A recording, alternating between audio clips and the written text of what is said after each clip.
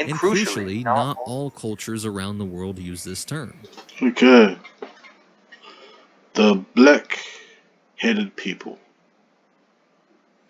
Now, I'm not sure if anyone is aware of this or the history of um, how the world was back in the days, right?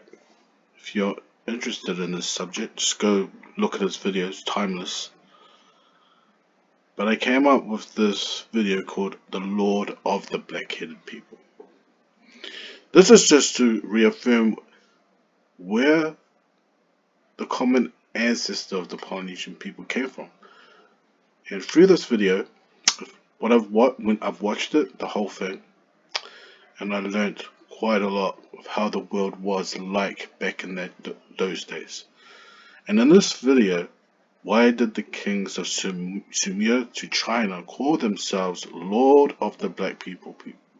Now, we look at the Rockajaw and the ancestors of the Polynesian people got this Rockajaw, whatever you call it. You don't really see this area right here being pointed out. But the interesting thing about watching this video, right, is that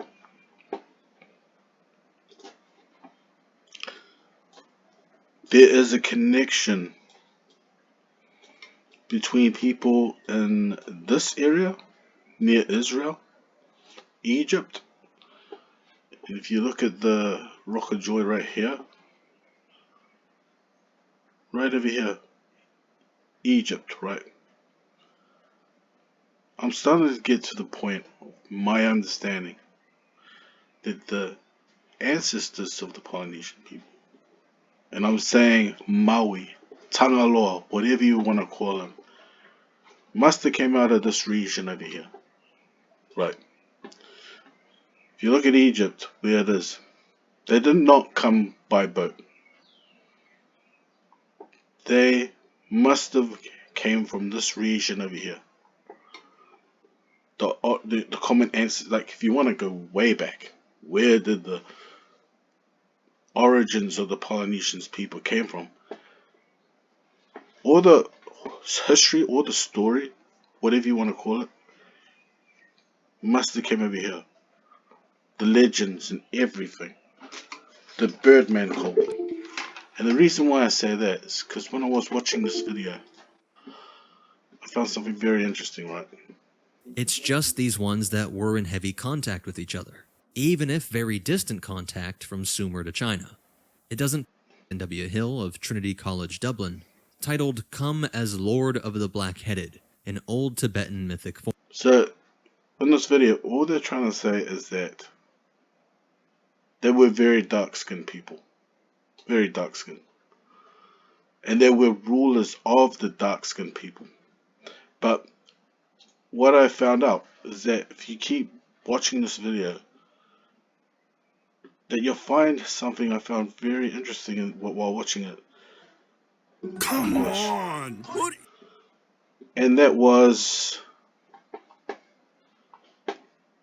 the rulers that if you go in Asia and China and all that there was very light-skinned, blue-eyed people. And they were considered of very high caste. And when I was watching the video, I also learned something about the tattooing of the face. I saw this picture of a woman's face being tattooed just like you find in Nagaland, find in Maldives, find it all over East Asia. You find this tattoo on the head and tattoos around the chin area. And the skull type of these women and men were about 7 foot tall. And another interesting thing, right, was I found out that they have this type of hair that's very similar to Sumerian people. And just like you find in Polynesia, how you have the high class and the low class, the more I keep reading, the more Like if you watch the video, you find out that he brings out some really interesting stuff about Greeks and the Romans and the Sumerians, how dyeing, bleaching, curling, and straightening of hair was very common. Um, the hair was colored from ashes, henna, and waxed, and it kind of shows you how very connected the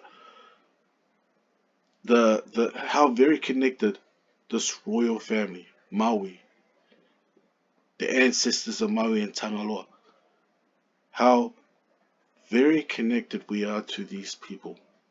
Not only were they seen tall, like if you watch the video, you'll probably see drawings and pictures of very big, giant people.